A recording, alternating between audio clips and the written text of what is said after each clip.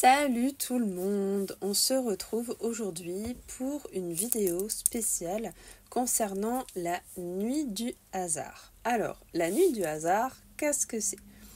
C'est un principe qui a été lancé par Séverine Lanté de la chaîne Il est bien ce livre. Sur le principe, c'est de choisir 12 livres dans sa palle, de les numéroter, de leur donner donc un numéro de 1 à 12 évidemment, et chaque mois, lors d'un live, généralement on avait dit que c'était le premier samedi du mois, sur sa chaîne Twitch, elle va tirer un numéro au sort et donc on a un mois pour lire le numéro qui correspond à notre livre. Donc bien sûr évidemment tout le monde a sa propre palle, on n'a pas du tout les mêmes palles chacun, juste on lit le livre adapté au numéro qu'elle a tiré. Voilà.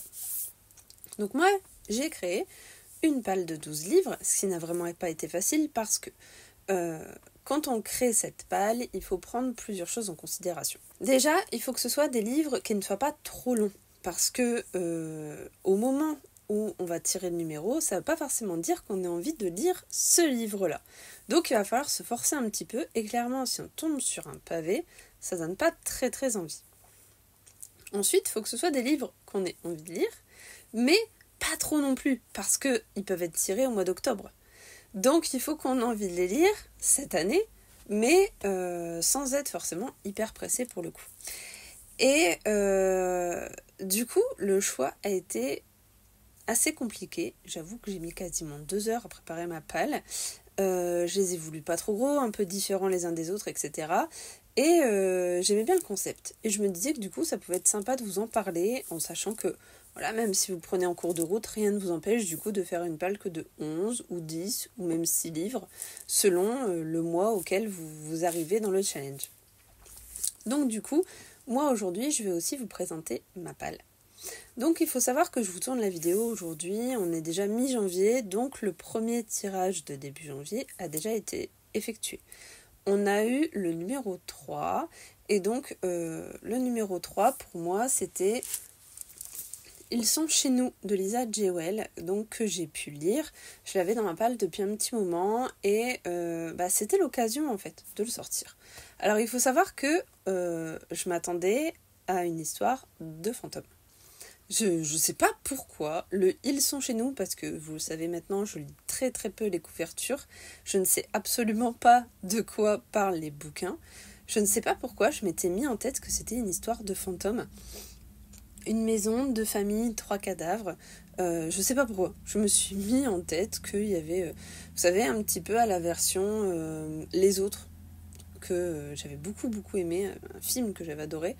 Et je sais pas, je m'étais mis ça en tête et du coup j'ai été surprise de voir qu'on passait dans complètement autre chose. Ça n'avait rien à voir avec les histoires de fantômes. Donc du coup, pour ceux qui ont absolument peur et qui fuient le fantastique, n'hésitez pas. On n'est pas du tout là-dedans. Par contre, c'est vraiment très intéressant. Moi j'ai beaucoup aimé l'alternance du temps et puis découvrir un peu cette famille, être un peu enfermé à huis clos avec eux dans cette maison sur certains passages et d'autres essayer de comprendre avec les autres personnages ce qui s'est passé. Moi, en tout cas, j'ai beaucoup aimé ce livre. Après, ça sera pas le bouquin de l'année, clairement. Ça a été sympa, c'était vraiment bien, mais j'ai aimé la thématique. Mais voilà, ça restera pas le truc le plus fou que j'aurais lu cette année, c'est certain. Donc ensuite, mes autres livres, je vais vous les faire du coup dans un ordre aléatoire parce que je me suis dit que j'allais vous les faire avec les bons chiffres, mais bon, ça rime à rien, ça vous apportera rien de plus. Donc je vais juste vous montrer ma palle pour ces nuits du hasard. Donc j'ai aussi rajouté Trouver l'enfant de René Denfeld aux éditions Rivage Noir. Et là, on est plutôt sur une petite fille qui a disparu dans une forêt. Elle aurait 8 ans. Certains que quelqu'un l'a enlevée, les Culver se tournent vers Naomi, qui est une enquêtrice connue de la police comme la femme qui retrouve les enfants. Voilà, donc on est sur une thématique de disparition d'enfants dont Séverine a énormément parlé. Pour elle, c'était une très bonne lecture. Katia aussi, il me semble. Donc du coup, on suit la vie des copines et on y va. J'ai aussi rajouté La promesse de Friedrich Dürrenmatt aux éditions Totem. Et donc là, on est, il me semble, voilà, on est avec une petite fille qui vient d'être assassinée. La mère, elle est dévastée et du coup, le commissaire promet de retrouver le meurtrier et on va plutôt être sur jusqu'où ira le policier pour mettre la main sur ce meurtrier et enfin venger la mort de la petite fille. Donc quelque chose d'un peu différent. Pareil, il n'est pas très long, il fait même pas 200 pages, donc c'est vraiment parfait. J'ai aussi rajouté Le jour d'avant de Sorge Chalandon aux éditions Le Livre de Poche. Donc là, on est sur une mort dans les mines de quelqu'un. On parle de vengeance, de venger une mère, de venger un père, un frère. J'allais tous les venger de la mine, nous laver des houillères, des crapules qui n'avaient jamais payé leur crime. On est à Liévin, en décembre 1974. Joseph Flavant, mineur, décède à cause du grisou dans la fosse Saint-Amé. Michel, son frère, se promet de le venger un jour et quitte le nord de la France. 40 ans après, veuf et sans attache, il rentre au pays pour punir le dernier survivant, un vieux contremaître, et enfin tourner la page. Alors moi, ça me touche beaucoup parce que mon papy était mineur. J'ai grandi avec eux dans une maison où il y avait des casques de mineurs, des lampes de mineurs, des bouts de charbon. C'était, voilà, on habitait pas très loin des corons. Moi, ça a vraiment été une ambiance que j'ai connue depuis toute petite, que j'ai appris à beaucoup respecter. Mes grands-parents avaient des canaris, parce que les canaris étaient connus pour arrêter de siffler quand il y avait le grisou qui arrivait. C'était, voilà, c'était toute mon enfance. Et quand Séverine en a parlé, et qu'elle m'a dit que c'était une claque, je me suis dit que c'était vraiment l'occasion. Du coup, de me plonger dans ce genre de thématique que finalement je lis très peu en littérature. J'ai aussi choisi de prendre Corpus Christine de Max Moneuet. Donc c'est le premier roman de Max Moneuet qui a été paru aux éditions Albin Michel.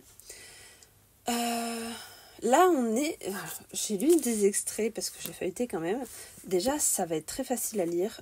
Il n'est pas très gros, il fait à peu près 220 pages, mais c'est écrit très très grand, donc ça va être très rapide à lire. C'est quand même quelque chose de très bizarre. Collez-moi le canon d'un magnum sur la tempe, je tremblerai moins. Enfermez-moi dans la chambre froide d'une morgue et laissez-moi vous dire que c'est du gâteau. Ce que je vis devait peser dans les 120 kilos et transpirer à grosses gouttes une eau malodorante. Ce que je vis était énorme, c'était ma femme. Et je sais pas, je pense qu'on va être sur quelque chose de très très spécial au niveau du style, etc. Et j'ai hyper envie de le lire. Vraiment, j'ai lu des extraits. Et j'ai l'impression que c'est écrit vraiment très très bien. Le choix des mots est très bon. Et vraiment, j'ai super envie de le découvrir, celui-là. J'ai aussi choisi Le portable de Christophe Wojcik aux éditions Héloïse d'Ormesson. Et donc là, on est avec quelqu'un qui se retrouve avec le cadavre d'un inconnu sur les bras et qui est saisi d'une idée folle, le maintenir artificiellement en vie grâce à son téléphone portable. Donc travail, famille, amis, à l'aide de l'appareil, il se substitue peu à peu au défunt, annonce qu'il prend ses distances et ne donnera plus de nouvelles, sinon par message. Mais il n'est pas facile de faire le mort, l'exercice est périlleux et les risques sont grands, surtout lorsque le disparu a une femme ravissante et des ennemis bien mal intentionnés. C'est un tout petit livre de 120 pages, donc c'est parfait parce qu'en plus il pourra remplir aussi un défi du Club des Mordus dont je vous avais parlé lors de ma vidéo bilan. Le défi notamment de lire un livre de moins de 150 pages, donc là on est vraiment pile dedans. Du coup je remplis ma nuit du hasard et mon défi, donc c'est vraiment cool. Ensuite j'ai choisi Les nuits que l'on choisit d'Élise Costa. Et donc là, on est sur une chroniqueuse judiciaire qui se voit poser des questions. Comment fais-tu pour dormir la nuit ? Ce livre est une réponse. Quand la journaliste Élise Costa décide d'écrire sur le crime, son quotidien en est bouleversé. Sillonnant les palais de justice à travers la France, elle suit les affaires criminelles les plus médiatiques. La joggeuse de Boulogne, Troadec, Nordal-le-Landais, etc. et celles qui font couler moins d'encre. Pour s'approcher à son tour de la vérité, elle s'attarde sur les détails et explore les rouages d'une justice aussi implacable que fascinante. Mais alors, avec la nuit, vient le doute. Donc, on est sur vraiment des vraies histoires criminelles qui sont écrites et racontées par Elise Costa, qui est donc une chroniqueuse judiciaire. Les retours sont très très bons sur celui-ci et moi il me tentait vraiment beaucoup. Alors, je ne sais pas pourquoi j'ai lancé les bandeaux, je déteste les bandeaux. Je vais aussi lire Les Évadés de Stephen King. Là, on est sur des condamnés à une peine de prison à perpétuité après le meurtre de sa femme et de l'amant. Andy Dufresne, jeune banquier, purge sa peine au pénitencier de Chaussocq. Donc, on va être forcément sur des prisonniers. Alors, il faut savoir qu'il y a un film sur les évadés que je n'ai pas vu. Et là, on est sur un roman qui fait à peu près 175 pages, donc ça devrait aller aussi très vite. Je ne l'ai jamais lu, donc c'est pas une relecture. Je sais que certains Stephen King, en tout cas certaines personnes, relisent très facilement des Stephen King. Moi celui-là en tout cas j'ai jamais lu, donc ça sera une première lecture. J'ai pas vu le film, donc du coup j'y vais vraiment à l'aveugle et du coup je suis plutôt emballée à l'idée de le lire. Ça va être un peu différent des autres, c'est très bien. J'ai aussi choisi Le Passager de trop de James S. Murray et Darren Werthmuth aux éditions Calman Lévy-Noir.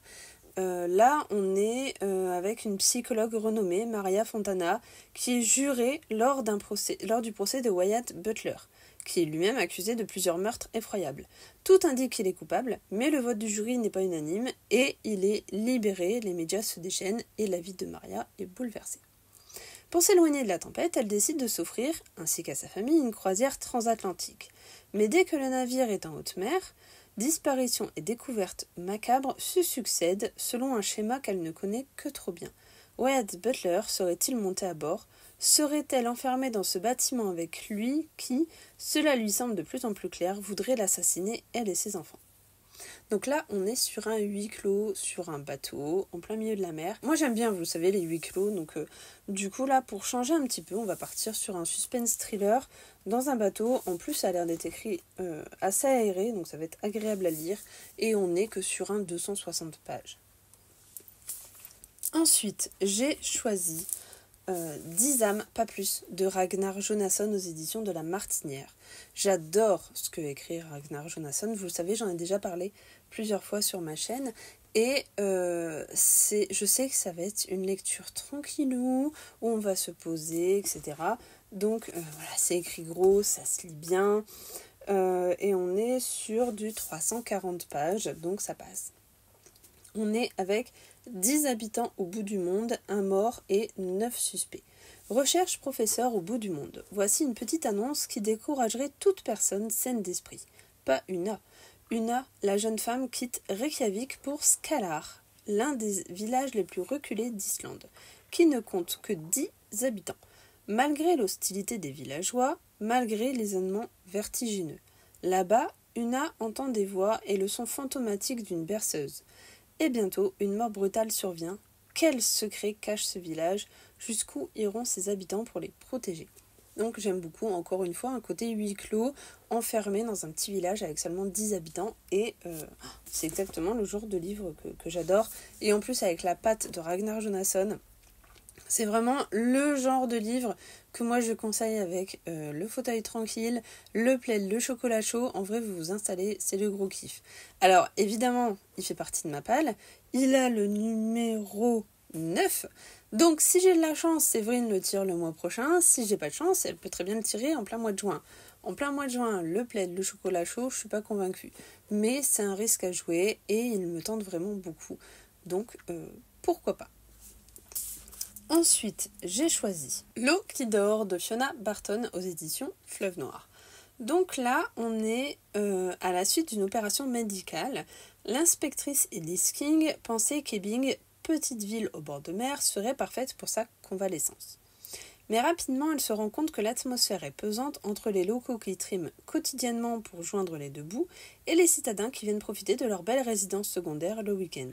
Des tensions qu'un rien alimente. Alors, quand la même nuit, deux adolescents sont victimes d'une overdose et qu'un homme disparaît, la brèche s'accentue, les sourires de façade s'effondrent. Face à la tempête qui gronde au sein de cette communauté dont elle fait désormais partie, Elise King ne peut s'empêcher de reprendre du service. Elle va s'apercevoir que dans cette affaire, tout le monde est suspect.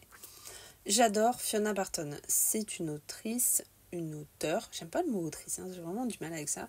C'est une auteure que j'aime beaucoup, notamment La Veuve, son tout premier roman que j'avais trouvé vraiment génial. Et depuis, je ne loupe aucune parution. Donc c'est vraiment le moyen pour moi de le sortir. Je suis pas pressée pour le lire, parce que c'est un achat perso de toute façon.